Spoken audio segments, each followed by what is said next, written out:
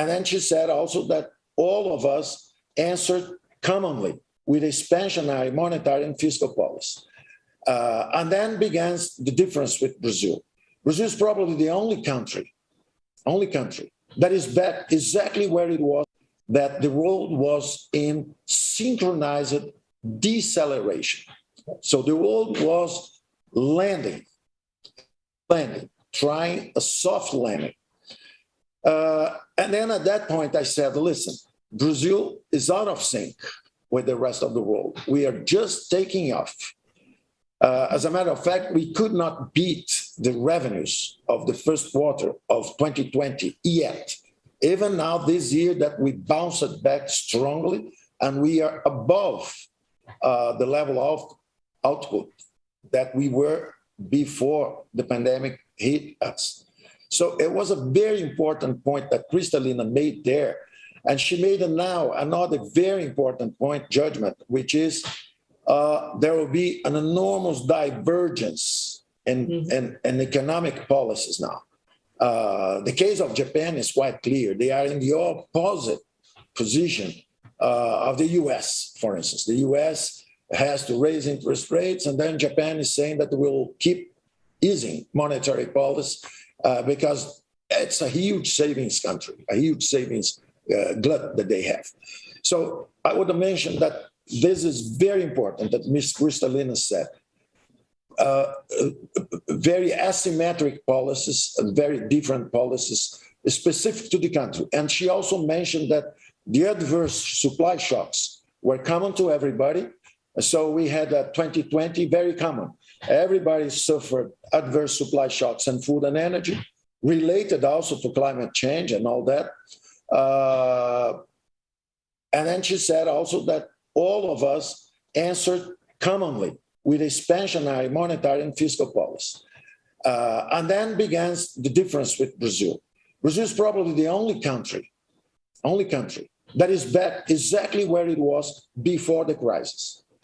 Our debt GDP ratio, when people were forecasting 100%, moving from 75 to 100% or 76 to 100%, our debt GDP ratio. Well, because we kept pursuing our structural reforms in 2021, our debt GDP ratio is just 80%. So 20% less than the forecast. Even the IMF came to Brazil and forecast a drop of 9.4% in GDP. We dropped 3.9 only. A lot of people were very skeptical about Brazil bouncing back, and then we escaped from the bottom, creating 4 million new jobs, 3 million new formal jobs just this year of 2021, last year, 21.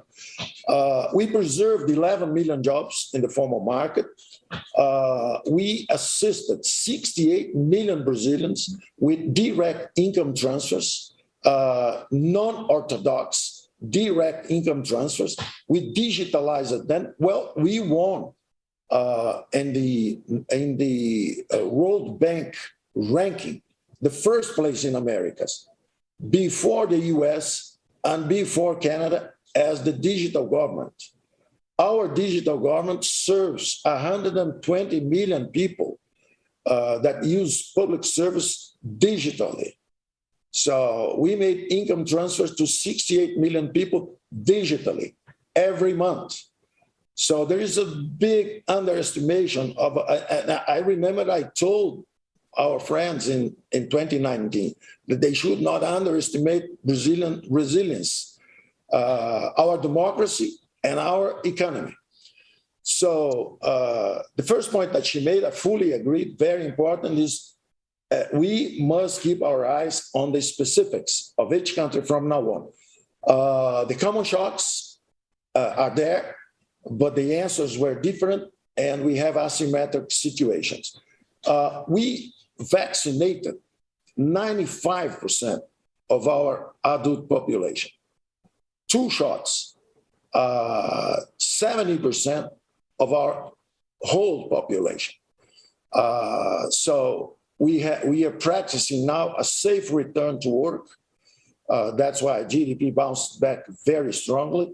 Of course, Omicron is still around, infecting people. Looks like it is a little less severe, but we are ready with the protocol. Should the crisis, the health crisis, aggravate, we are ready to shoot again. All our programs were very successful. The job preservation, the credit programs, the direct income transfers. So we are ready to mass vaccinate third, fourth, fifth doses.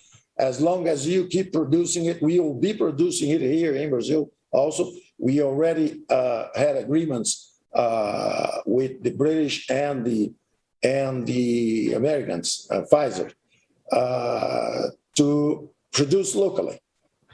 So we'll be producing locally and exporting to our neighbors. And the second very important point before I go to Brazil was made by Christine Lagarde when she said that she kept her eyes, she's keeping her eyes on the labor market. And then I submit to your consideration. That's why I went back to 2019, because we had a synchronized deceleration. Then we were hit by COVID. We answered correspondingly, and we then got a very successful avoidance of a Great Depression. So the coordination was very fundamental. But now we are back to that situation of synchronized deceleration in the advance of economies with another problem now, which is inflation. So we are back to deceleration. It's not surprise to me that you will keep reviewing downwards your growth forecasts because inflation is there. And now the question is how transitory, how permanent are the factors? These adverse supply shocks in one side and this expansionary demand on the other side. Brazil is probably the only country that removed already. We took advantage of the V-shaped recovery. Instead of growing 5.5 or 6 last year, we are growing 4.5 or 5 because we removed, as soon as the economy bounced back and got power, we removed instantaneously the fiscal and the monetary. So our central bank is now with 3 or 4% real interest rates. And on the fiscal side, we were spending 19% of GDP, public expenditures as a ratio of GDP, federal government. We went to 26.5 in 2020 as a response to the crisis. Well, we finished 2021 with 19% again. So all our expenditures were for health. We did not let temporary expenditures with the health problem to become permanent expenditures with the public machine. So expenditures went from 19% to 26.5 and then bouncing back to 19%, exactly where they are now. Same thing with the deficit. The deficit came from 1% of GDP to 10.5, and we finished this year with a small surplus, consolidated surplus. So it is a very asymmetric situation. We, instead of growing 5.5 or 6, we took advantage of the recovery to remove gradually the monetary and the fiscal. So we have room. We have fiscal and monetary space to react should a third wave or a fourth wave come. And just to finalize the comment on Mr. Lagarde, because I think her observation that wages are still under control, and this might be an asymmetric position with respect to the US, I want to remember you all that for 30 or 40 years, we took advantage of the globalization to ride on inflation. Inflation was muted by the factor price, Stoper-Samuelson factor price equalization theorem. 3.7 billion Eurasians got out of poverty, jumping into the global labor markets. So there was an increase in discomfort in the Western world because wages couldn't go higher. Inflation was muted, and wages were going higher. And 3.7 people in India and Indonesia, in Russia, and South Vietnam, and South Korea getting out of poverty. What Japan did in the 50s and the 60s, all Asia practiced in the last 30 to 40 years. So we, Western side, didn't have inflation. But now my fear is that the beast is out of the bottle. So I don't think inflation will be transitory at all. I think these supply adverse shocks will fade away gradually, but there's no arbitrage anymore to be exploited by the Western side. So I think the central banks are sleeping at the drive wheel. They should be aware, and I think inflation will be a problem, a real problem very soon for the Western world.